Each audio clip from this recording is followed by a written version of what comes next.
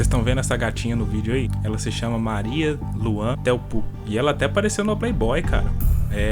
A história foi o seguinte, eu vou contar. Mas antes eu preciso que você dê like nesse vídeo e se inscreva no meu canal. O governo do Irã planejava colocar em operação a usina nuclear de Bushehr até a construção ter sido interrompida em 1979, quando a responsável pela obra, a empresa alemã Kraftwerke, subsidiária da Siemens para o setor nuclear, abandonou o projeto por causa do clima de instabilidade que tomou conta do Irã após a queda do Shah Mohammad Reza Pahlavi em fevereiro daquele ano. Segundo informações que Chaves conseguiu, a usina que estava sendo construída pela Siemens no Irã é muito parecida com duas usinas nucleares construídas na Argentina alguns anos antes. Então Chaves, em 2007, desenha uma operação em Caracas para contrabandear segredos nucleares para o Irã, e isso se torna público somente 8 anos depois, março de 2015, graças a testemunhas de ex-membros do Partido Comunista de Chaves que desertaram e se esconderam nos Estados Unidos e lá passaram a colaborar com as autoridades americanas nas investigações sobre o papel da alta cúpula do governo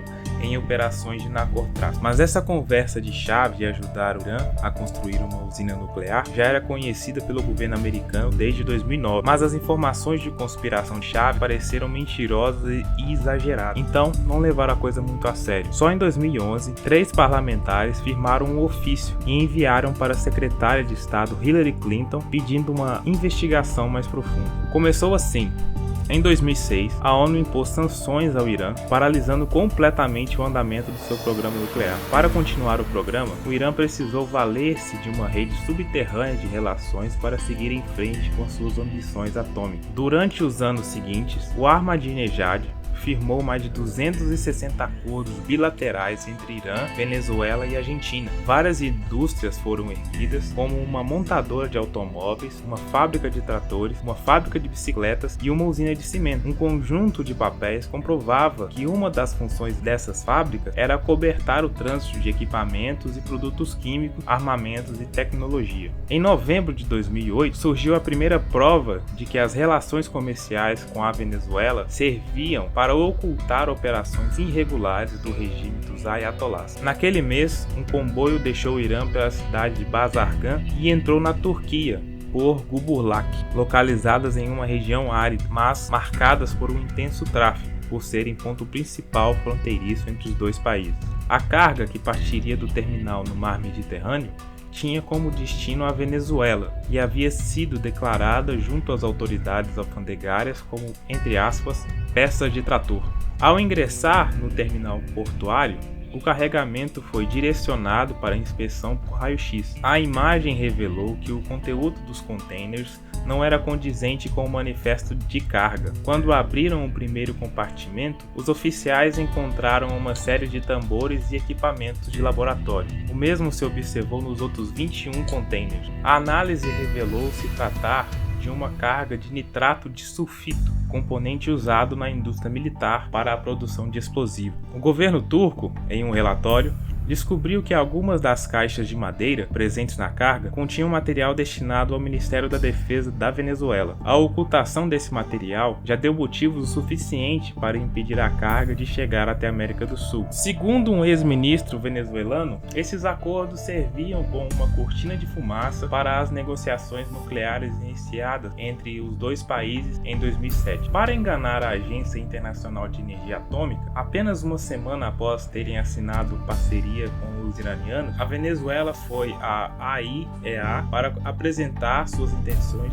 de desenvolver um programa nuclear próprio com fins pacíficos. Em seu requerimento, Chaves omitiu a aproximação com o Irã. Ainda em novembro de 2008, a mineradora estatal venezuelana CVG Minerven concedeu à iraniana Impasco o direito de exploração de uma mina de ouro. Por coincidência ou conveniência, as áreas apontadas pelos iranianos para a exploração de ouro ouro são exatamente as mesmas onde estão alguns dos maiores depósitos mundiais de urânio, localizados na bacia de Roraima, fronteira com o Brasil. O processamento do material minerado pelos iranianos era realizado em uma fábrica de cimento binacional, também criada dentro da rede de cooperação formal dos dois países, mas a utilização da planta de cimento para a extração de ouro era tão bizarra que chamou a atenção de militares e assessores de Chávez. Alguns oficiais que tentaram desvendar o que estava por trás da associação Venezuela-Irã ficaram chocados com o fato de que o acesso a certas áreas da fábrica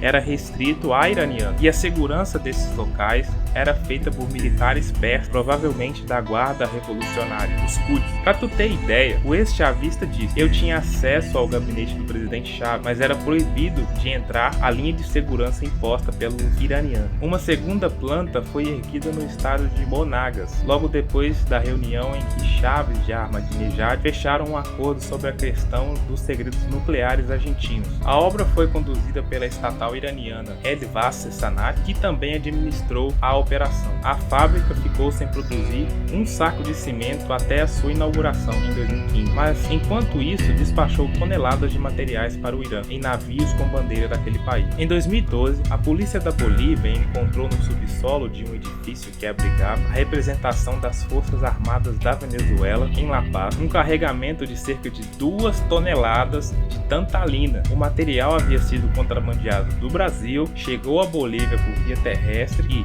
segundo investigações, deveria ser despachado para a Venezuela, onde partiria para o Irã. As suspeitas de que tenha havido contrabando de urânio para o Irã ganharam força quando houve a assinatura de um acordo entre as potências do Ocidente e os iranianos, em julho de 2015. Segundo o grupo de ex-chavistas no exílio, em janeiro de 2007, no mesmo evento em que Ahmadinejad acionou seu colega venezuelano para obter a ajuda da Argentina no desenvolvimento do programa nuclear iraniano, os dois presidentes decidiram criar um banco binacional. 2 dias depois da reunião, o venezuelano encomendou um de seus assessores um estudo de viabilidade da operação. O resultado foi entregue em mãos pelo ministro das Finanças, Rafael Issael, e, de acordo com a testemunha do encontro, aconselhou o chefe a desistir da sociedade com os ayatolás. Entre aspas, os iranianos estão sob várias sanções dos Estados Unidos e da ONU. Se metermos o nosso dinheiro junto com o deles,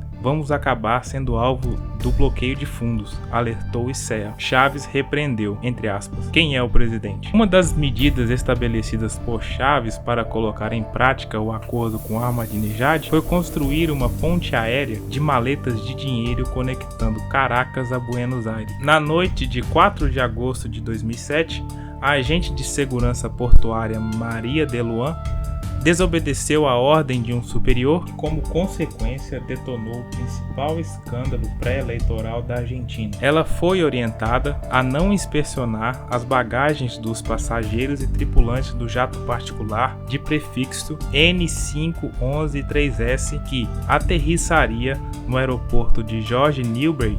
Maria de Luan fez exatamente o contrário e flagrou o empresário venezuelano-americano Guido Alejandro Antônio Wilson tentando entrar ilegalmente na Argentina com uma mala recheada de dólar. O flagrante ocorreu em um momento duplamente suspeito, em meio à campanha presidencial e justamente quando o presidente Chávez se preparava para desembarcar em Buenos Aires para uma visita-campanha em favor de Cristina Kirchner. Um ex-ministro chavista relatou que, uma vez informado do incidente pelo presidente da PDVSA, Rafael Ramírez, Chávez ficou furioso. O presidente vocerava e perguntava quem havia sido o idiota que coordenou a operação. Chávez não se conformava que seus auxiliares tivessem usado um voo privado e não aproveitaram o voo oficial que havia aterrissado em Buenos Aires 2 dias depois. Os dólares apreendidos naquela noite, confirmou um dos presentes, tinham como destino a campanha presidencial de Cristina Kirchner. Ele contou que o dinheiro havia sido retirado de um cofre de aproximadamente 20 metros cúbicos que armazenava milhões em notas de dólares e euros. A caixa forte ficava localizada nas dependências da Residência Branca, o imóvel contíguo ao Palácio Presidencial. Conhecida como partida secreta, a verba era de uso exclusivo de Chávez e não prestava contas a ninguém do volume de dinheiro que entrava e saía. Embora a operação tenha sido tratada com uma linha direta entre Caracas e Buenos Aires, o regime chavista era apenas um intermediário na operação. O Teherã estava irrigando a campanha kirchnerista. Chávez determinou que Ramírez e o chefe da Direção-Geral do Serviço de Inteligência e Prevenção da Venezuela, Henrique Rangel Silva, coordenassem a limpeza do escândalo.